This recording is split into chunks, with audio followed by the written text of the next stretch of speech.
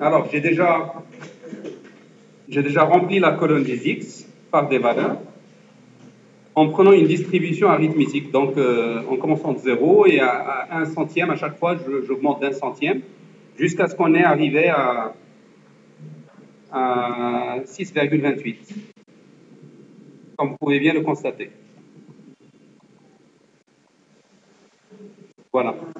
On a débordé un petit peu, donc pour aller vers 6,29. Alors maintenant, je vais calculer ici. Et là, vous allez voir un peu l'intérêt d'Excel.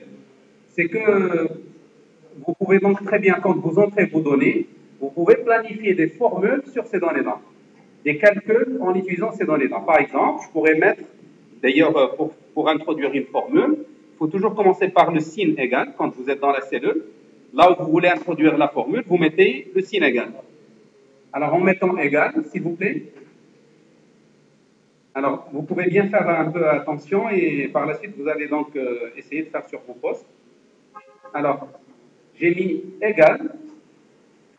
C'est nécessaire pour donc introduire dans une cellule une formule. Commencez par taper le signe égal. Ensuite, vous tapez le nom de la fonction. En réalité, quand vous tapez le nom d'une fonction, Excel vous rappelle toutes les fonctions qui commencent par ce que vous avez noté. Par exemple, ici, j'ai mis SI, si.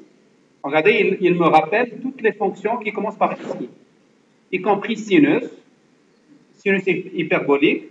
Et vous voyez, en fait, pour que Excel vous dise que ça, c'est une fonction, il la dénote par fx, ici. On lui associe une petite icône fx. Donc, Excel est une bibliothèque de fonctions. Excel renferme un ensemble de fonctions que vous pouvez utiliser, notamment des fonctions mathématiques, des fonctions financières, des fonctions de manipulation de dates, etc. Alors, je vais mettre sinus entre parenthèses, c'est un peu comme à l'usage mathématique ou bien au niveau des formules mathématiques. Pour faire une fonction, vous mettez son nom et puis vous ouvrez la parenthèse. Vous mettez la variable pour laquelle vous voulez calculer. Ici, sinus, il demande un nombre réel ou bien un nombre entier. Alors, le nombre que je veux utiliser n'est autre que ce que j'ai dans la cellule qui est à gauche. Donc, je vais juste cliquer sur cette cellule. Regardez, en cliquant sur la cellule, lui, il met dans le nombre, ou bien il met à la fonction, il lui donne la référence de la cellule. Donc, ici, on serait en train de calculer sinus pour la valeur qu'on a dans la cellule A3. Regardez, je valide. Je mets la parenthèse fermante et je valide. Valider, donc, peut se faire en appuyant sur Entrée. Je vais faire la même chose, l'autre formule, égale cosinus de A, de A3. Je valide. Alors, je vais faire la même chose ici.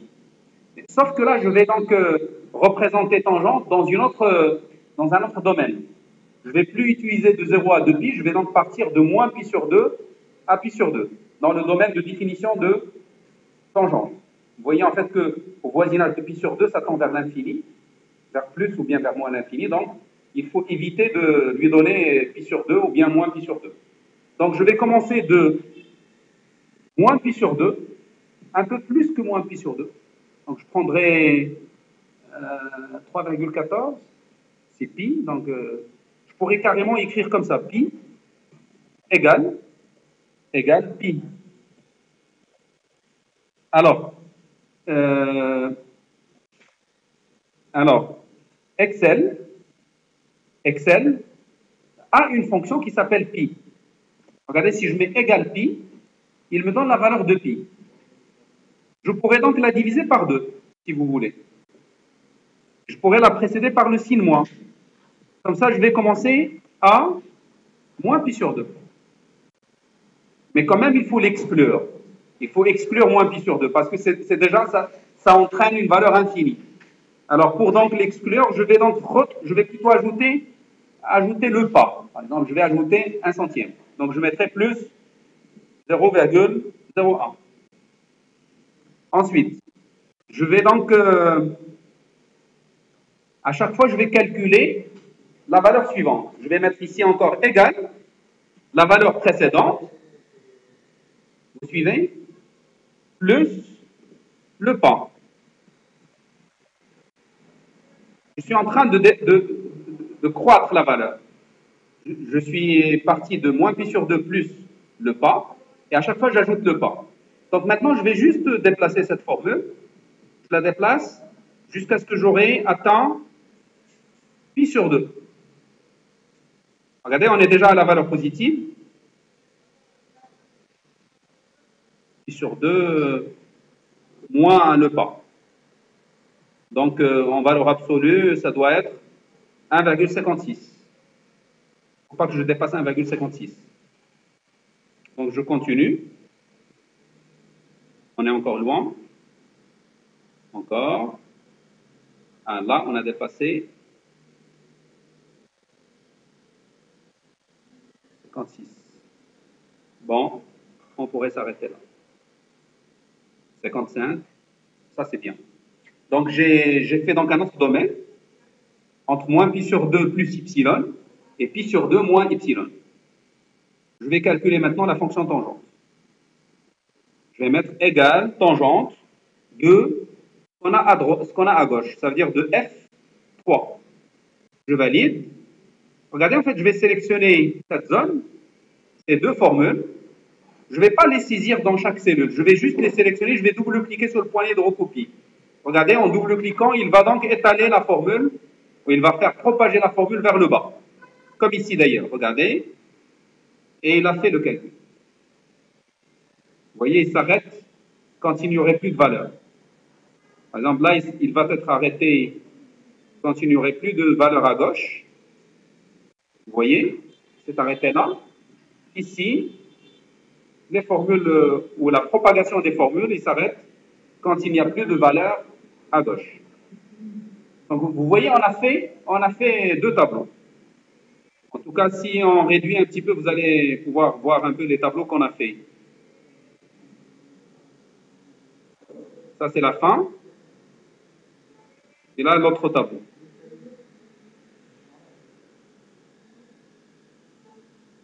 Alors, donc vous voyez qu'on est capable de faire des calculs de ce genre sur Excel. Maintenant, je vais les représenter graphiquement. Regardez, je vais sélectionner toutes ces données-là, de cette manière. Donc, j'ai sélectionné l'axe des x, f de x, f1 de x et f2 de x. Je ne veux pas tracer tangente avec sinus et cosinus. C'est pourquoi j'ai fait en deux parties. Je vais terminer à ce niveau-là et je vais arrêter. Je vous laisserai donc le temps nécessaire pour refaire. Regardez, je sélectionne toutes les données et je veux bien créer le graphique. Je vais le créer en haut. Donc, je vais remonter en haut et je vais donc aller vers insertion. Regardez, insertion, insertion, et j'utilise le graphique. Je vais utiliser donc ce qu'on appelle des nuages de points. Quand on veut tracer les deux dernières colonnes en fonction de la première, donc cosinus en fonction de x, sinus en fonction de x, on doit passer par nuage de points. Et j'obtiens donc la représentation de la fonction cosinus et sinus. Je ferai la même chose pour les autres, cette fois-ci pour tangente.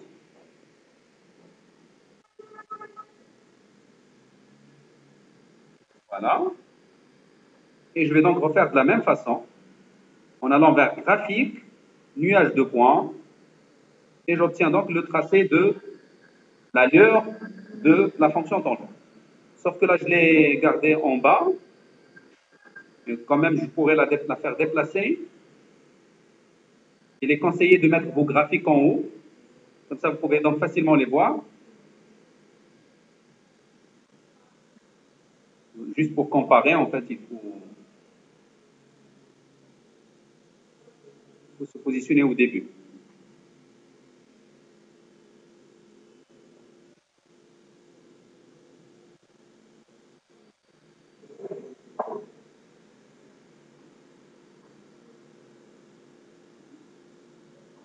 Voilà, donc on va y arriver dans un petit moment.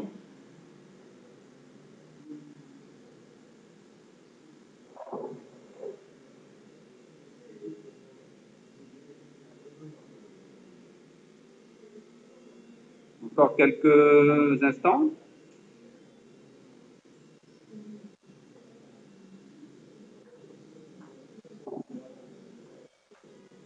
Voilà.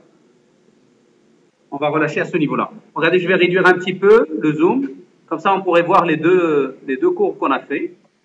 Alors, par exemple, pour tangente, il serait intéressant de mettre les changements suivants. Regardez, je vais donc réduire un petit peu je vais réduire, ou je vais donner une hauteur un peu plus grande pour montrer un petit peu la leurre. C'est-à-dire, il serait intéressant de mettre comme ça. Voilà.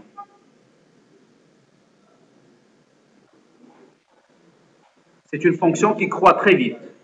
La fonction tangente est fortement croissante. Par contre, pour les autres, la fonction sinus et cosinus, c'est un comportement périodique. C'est des fonctions périodiques. On pourrait les représenter de cette manière. Voilà.